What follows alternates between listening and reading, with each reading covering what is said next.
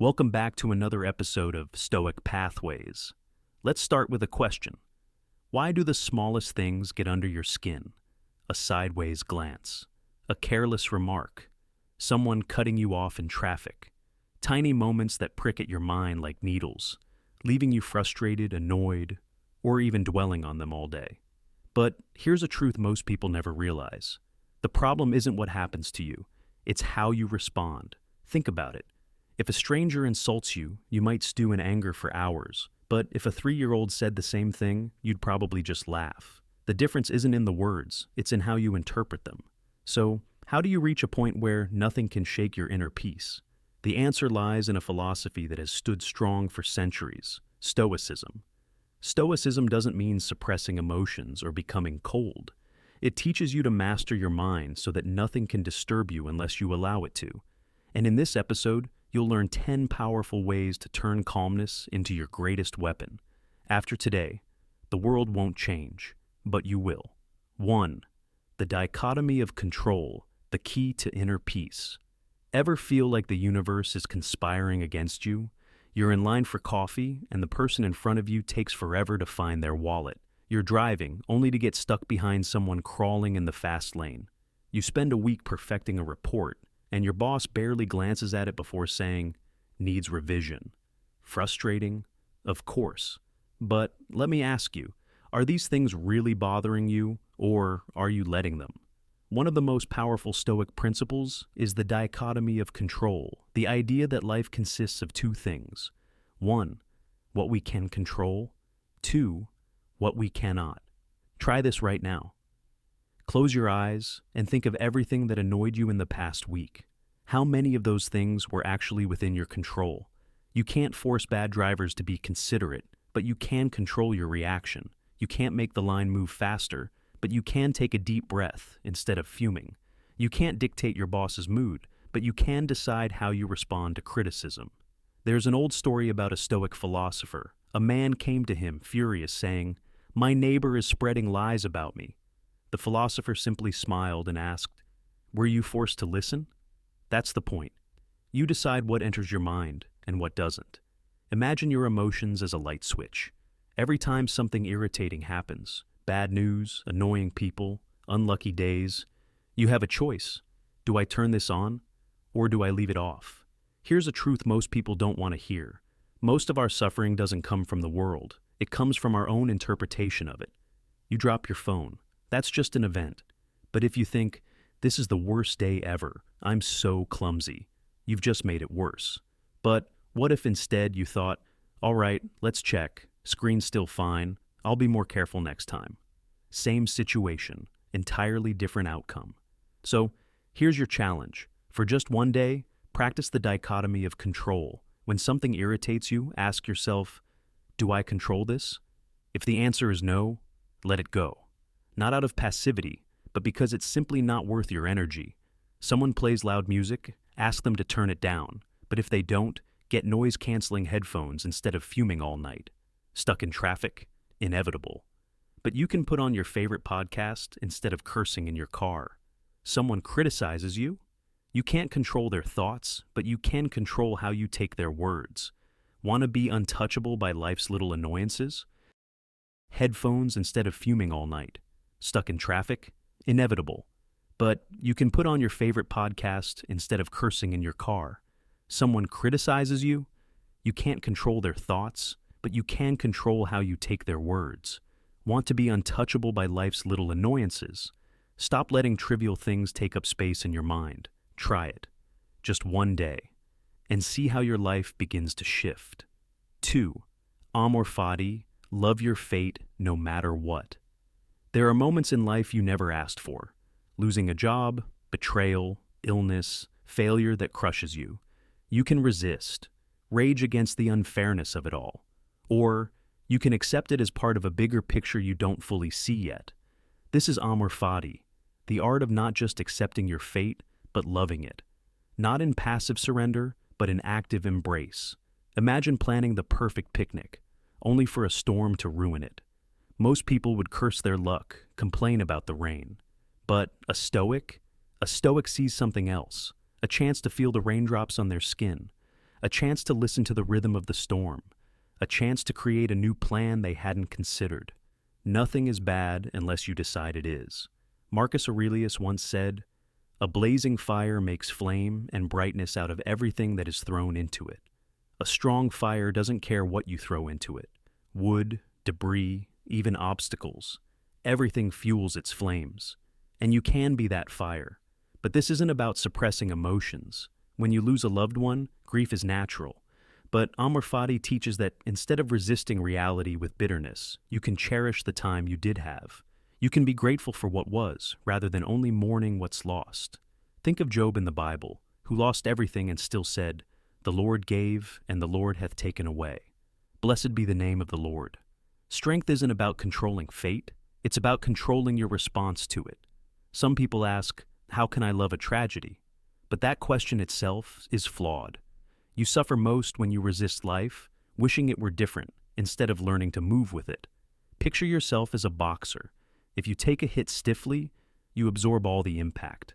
But if you move with the punch, you can pivot and strike back. That's Amor Fati. Not accepting defeat, but turning every hit life throws at you into fuel for your strength. Your challenge. Apply this in real life. The next time something bad happens, don't ask, "Why me?" Instead ask, "What is this teaching me?" If someone betrays you, you learn to choose your friends more wisely. If you lose your job, you have a chance to redefine your path. If you fail, you gain experience that will make you stronger. When hardship comes, say, "Good. Let's see how I can use this." Accepting fate doesn't mean losing control. It means gaining real freedom. Freedom from false expectations, freedom from unnecessary suffering. And this leads us to the next lesson. Self-control. Because if Amor Fati teaches us to embrace fate, then self-control teaches us how to act within it. Are you ready for the next step? 3. Self-control, the power to rule yourself. Have you ever found yourself irrationally angry over something trivial? A message left on seen with no reply, an annoyed glance from a coworker, a stranger bumping into you without apologizing. That tiny moment, insignificant in the grand scheme of things, somehow ruins your entire day, as if someone could control your emotions with the snap of their fingers. But think about it. Why does someone so insignificant have that much power over your mind? If something so small can set you off, are you truly in control of yourself? That's the real issue. You think you're steering your own life, but in reality, you're being pulled by everything around you. Every rude comment, every inconvenience, every unexpected turn. Is that really the kind of power you want to hand over to the world? Self-control isn't about becoming an emotionless machine. It's about not letting the outside world dictate how you feel. The illusion of control. Imagine you're driving and suddenly an impatient driver honks aggressively and swerves past you. If you react instinctively, anger flares up. Maybe you even speed up to teach them a lesson. But then what? Your heart rate spikes. Adrenaline floods your brain. Your entire day is ruined over a stranger you'll never see again. And the worst part? That person has already forgotten about you. Yet you carry that frustration for hours, replaying the moment in your head. Does that make sense? True self-control means realizing this. You don't have to pick up every emotional call the world makes. How to master self-control. 1. Create distance between emotion and reaction. When something irritates you, don't respond immediately. Imagine your mind as a phone. Every time someone provokes you, they're making a call. But do you have to pick up? Number. Let it ring. Let the noise pass. Then ask yourself, is this really worth my energy?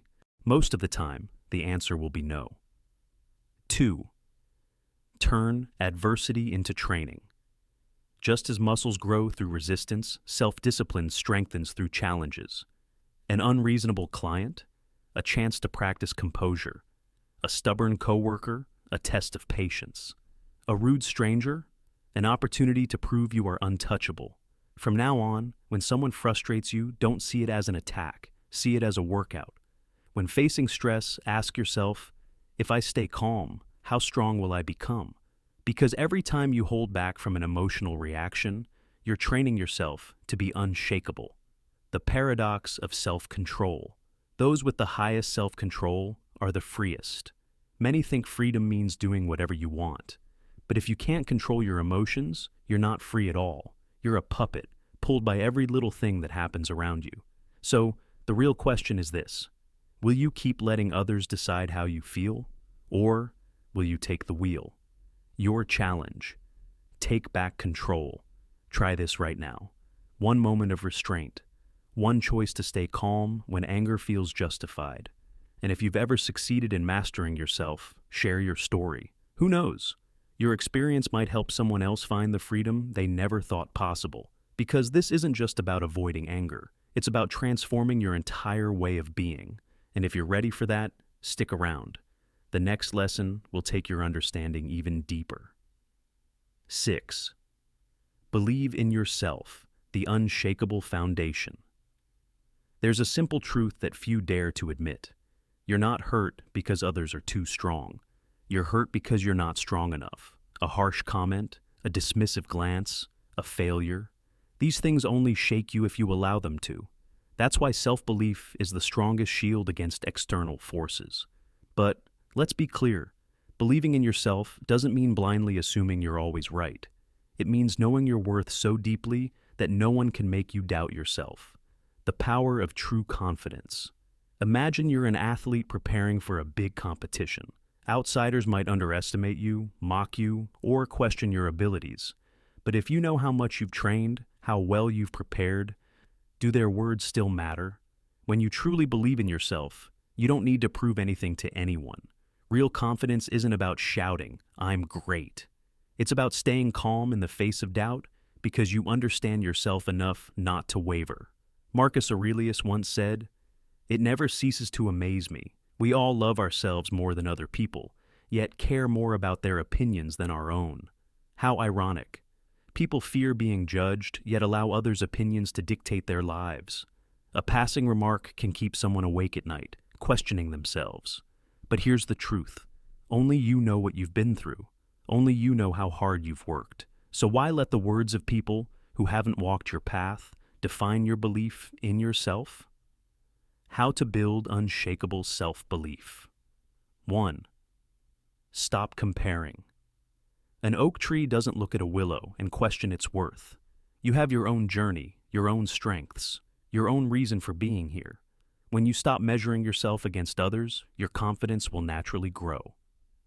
2. Keep the promises you make to yourself.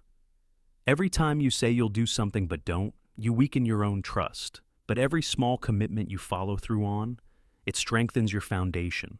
Said you'd wake up early? Do it. Promise yourself you'd hit the gym? Show up. Set a goal to improve yourself? Stick to it. Each small victory proves to your mind that you can rely on yourself, and that's the core of real confidence. 3. Embrace failure as part of the process. No fighter remains undefeated forever, but the strongest one, the one who gets back up the fastest. If you refuse to let failure define you, you will never truly be defeated. The Bible says, "Blessed is the one who perseveres under trial, because having stood the test, that person will receive the crown of life." The real reward belongs to those who remain steadfast through hardship. Self-belief. The unbreakable shield. True confidence isn't built on praise. It isn't built on easy victories. It comes from falling and rising again. If you no longer doubt yourself, no one can make you falter. And once you've learned to trust yourself, the next step is to determine what truly matters. Because confidence without direction, that's just arrogance. That's why the next lesson is crucial, focusing on your core values. Your values will not only keep you standing firm, but also ensure you're walking the right path. Are you ready to take the next step? Let's dive in. 9. No expectations, the secret to unshakable peace. Have you ever felt frustrated when your food delivery arrived late? Or disappointed when someone didn't respond to your message right away? Or heartbroken when a friend you counted on started drifting away? If so, you've fallen into the most dangerous trap of the mind, expectation. People don't make you unhappy. Circumstances don't make you unhappy. Your expectations of them do. We expect others to act the way we want them to, and when they don't, we feel hurt. But who gave us the right to demand that reality bends to our desires? Expectation, the source of unnecessary suffering. You expect people to always be kind. You get offended when they're rude. You expect your hard work to always be rewarded. You feel crushed when it isn't. You expect relationships to remain the same forever. You suffer when they change. But what if you let go of all expectations? What if you simply accepted the world as it is instead of how you think it should be? You'd no longer be disappointed, not because the world changed, but because you did. How to live without expectations. 1. See reality. As it is, not as you wish it to be. People have the right to act however they choose. You have the right to react however you choose. Don't expect friends to always be there. Don't expect traffic to be smooth every morning. Don't expect life to always go your way. When you stop expecting, you stop suffering. 2. Detach from outcomes. You can put in effort, but you can't always control the result. Work hard, but don't demand success. Be kind, but don't expect gratitude. Love, but don't expect to be loved the same way in return. When you act without expecting anything in return, you free yourself. 3. Find joy in the unexpected. Think about it. Aren't the happiest moments the ones we never saw coming? A kind message out of nowhere. An unexpected opportunity. A spontaneous adventure. These moments are beautiful because they weren't expected. Meanwhile, disappointment only happens when reality doesn't match your expectations. Even the Bible says, "Do not boast about tomorrow, for you do not know what a day may bring." Let go of expectations, and suddenly, nothing can disappoint you anymore. The ultimate freedom. What would happen if you lived just one day with zero expectations?